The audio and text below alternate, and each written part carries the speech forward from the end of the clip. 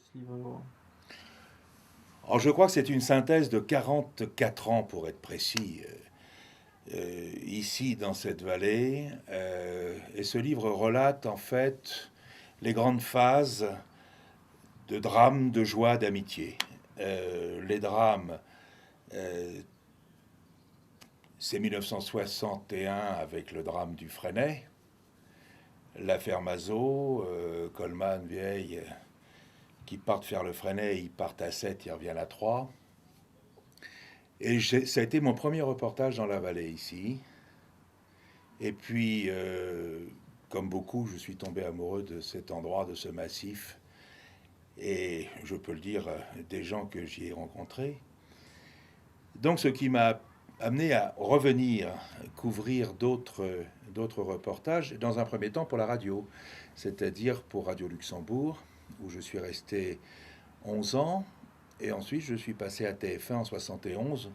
Et j'ai continué, si vous voulez, les grandes histoires. Mais on peut revenir un instant sur la radio parce que je crois que nous avons eu la chance de réaliser une première radiophonique, si j'ose dire, avec une ascension du linceul avec René de Maison et Robert Flemmati. C'était en janvier 68. Une émission, d'abord une tentative, c'était la première fois que les alpinistes tentaient ce linceul. Et en deuxième lieu, une première radiophonique, parce que j'avais équipé de Maison et Flemmati d'un poste émetteur. Moi-même, je me trouvais au refuge de l'Échaud. Et nous avons pu, durant une bonne dizaine de jours, le temps de cette ascension qui était très difficile, vous le savez. Pourquoi? Parce qu'il n'y avait pas de pointe avant à l'époque et les piolets étaient droits.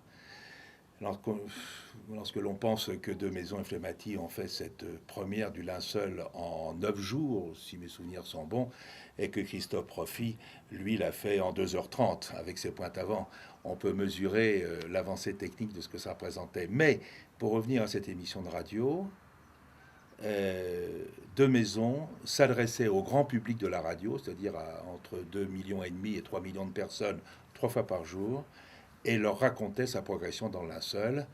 Je lui posais des questions au pied de ce linceul depuis le refuge de l'Échaud. Je crois que ça a été une première qui a marqué les gens, puisque on en parle encore à René aujourd'hui. Il a 75 ans. Tout ceci remonte à plus de 30 ans. Et on parle encore de cette histoire, de cette première ascension en direct à la radio. Alors j'ai voulu rassembler tous ces souvenirs. Je vous prends un exemple un peu détaillé, mais ça a été ça pendant l'écriture de ce livre. Ensuite, j'enchaîne sur le câble coupé de la Vallée Blanche avec Ziegler qui couple le câble tracteur. Et c'est le drame parce qu'il faut même se souvenir qu'il y a 6 victimes ont péri dans cet accident. Ensuite, c'est les 14 morts de la Verte avec les professeurs de l'ENSA. Tout ce que je vous raconte, je le couvre pour la radio et plus tard pour la télévision. Et j'ai comme ami ici Philippe Gossot, qui est le permanent du Dauphiné libéré et qui m'aide considérablement. Pour moi, il a été le grand journaliste de la vallée dans ces années-là. Et puis, bien entendu, il y a eu l'affaire de... Enfin, pas l'affaire, l'épisode de l'hôtel de Paris, dont beaucoup d'alpinistes ont entendu parler. J'ai eu le bonheur de vivre dans cet hôtel pendant une dizaine d'années. Donc, je consacre un chapitre complet sur l'atmosphère très particulière et très festive de cet hôtel qui était dirigé par Jeannin. Ensuite, c'est le sauvetage des drues, toujours avec De Maison, Gary Hemming, qui vont arracher à la petite vire au milieu des drues les 2 Allemands, avec toute la polémique qui a suivi, l'exclusion de René De Maison de la compagnie des guides. Et puis ensuite, c'est 2 affaires en Himalaya, 2 histoires. J'ai le bonheur d'être sollicité par les professeurs de l'ENSA pour les accompagner avec une équipe télévision. Là, on quitte la radio pour la télévision. Et j'accompagne durant 3 mois les professeurs guides de l'ENSA vers la Nanda Devi en 75, où c'est ma première aventure himalayenne. Je tiens à préciser que je ne suis pas alpiniste, mais que j'ai passé ma vie à essayer de témoigner des exploits et des aventures des alpinistes. Donc là, ça a quand même été un peu rude, hein, parce que la marche d'approche de la Nanda Devi, ça a été quelque chose de dense et de difficile. Nous avons fait un film d'1 heure et demie à 3 avec le caméraman Jean-Claude Audin et le preneur de son Jean Grégoire, qui lui-même a été victime d'un œdème du poumon à 6000 mètres. Et puis ensuite, ça a été l'Everest avec Mazot. Mazot, Pierre, que j'avais connu à l'hôtel de Paris, m'a sollicité pour faire le film de l'Everest. Et donc nous sommes partis pendant 3 mois en 78 pour les premiers Français sur le toit du monde. Voilà, donc c'est un petit peu voici un peu la synthèse, si vous voulez, de ce bouquin. Et je termine avec 3 interviews dont je voulais absolument souligner l'importance. C'est à travers l'interview de Xavier Chapaz, patron des guides de la compagnie, je parle beaucoup de mes amis guides que j'ai rencontrés ici durant 40 ans. Je parle aussi des sauvetages extrêmes avec René Romé à la conduite de son hélicoptère pour la sécurité civile, avec des sauvetages tout à fait fous et invraisemblables. Romé a quand même sauvé 3200 personnes en 23 ans ici, il fallait le dire. J'enchaîne sur le grand solo des Drus avec Christophe Profit, qui était mon ami et qui est toujours mon ami, et que j'ai assisté pendant cette ascension. Donc il y a une longue interview de lui. J'enchaîne aussi sur Catherine Destivelle. Et puis je termine ce bouquin sur le Chamonix d'aujourd'hui, à travers plein d'amitiés, à travers Jean Brissot, que vous connaissez bien, chez qui j'habite aujourd'hui, à Chamonix, qui a dirigé le tourisme pendant 25 ans. Une interview de Bernard Prudhomme, qui a pris sa succession. Enfin bref, c'est un livre fait de roches, de vent, d'ascension, de drames, de paillettes, mais surtout d'amitié. Voilà, j'ai voulu présenter un peu une époque très particulière qui part de 1960 jusqu'à environ 1995, année où j'ai pris ma retraite. Mais on sent que vous êtes très proche des alpinistes. Est-ce que vous pouvez nous en parler? Qu'est-ce qui ressort de tous ces personnages? Ce sont des gens que j'admire profondément, et je le dis vraiment au premier degré, parce que vraiment, ils mettent leur existence au bout des doigts et au bout des prises. Moi, je n'ai jamais très bien compris, pour dire la vérité, je n'ai jamais très bien réalisé le pourquoi de ces efforts absolument fous, où vraiment leur vie est au bout d'une prise. Mais je les admire profondément. Je ne les critique pas. J'ai eu le bonheur de les accompagner, de les filmer, de témoigner de leur exploit, de leur aventure. C'est un monde dans lequel que j'ai effleuré, j'ai approché la périphérie, si vous voulez, de ces gens, de ces hommes et de ces femmes exceptionnels. Je serais incapable de tenter la moindre ascension dans les conditions que j'ai pu filmer, que j'ai pu accompagner pendant ces années-là.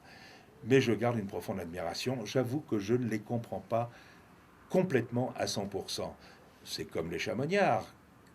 Si je viens ici depuis 44 ans, c'est que j'ai une profonde affection et beaucoup de curiosité à leur côté, mais je crois à 70 ans, j'ai 70 ans dans 3 jours, que je n'ai pas toujours découvert les codes pour être complètement admis dans la vallée.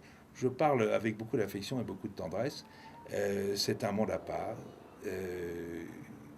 J'ai besoin d'eux, ils font partie de mes racines profondes d'homme. Ils ont été nécessaires à mon existence. Je crois qu'ici, j'ai découvert l'effort pur, j'ai découvert une certaine dignité, j'ai découvert les grands silences dans les drames, j'ai découvert l'amitié à l'état pur. Franchir la salle à manger d'un chalet de guide a mis parfois 30 ans à se faire. Mais une fois qu'un guide vous donne son amitié, c'est pour la vie.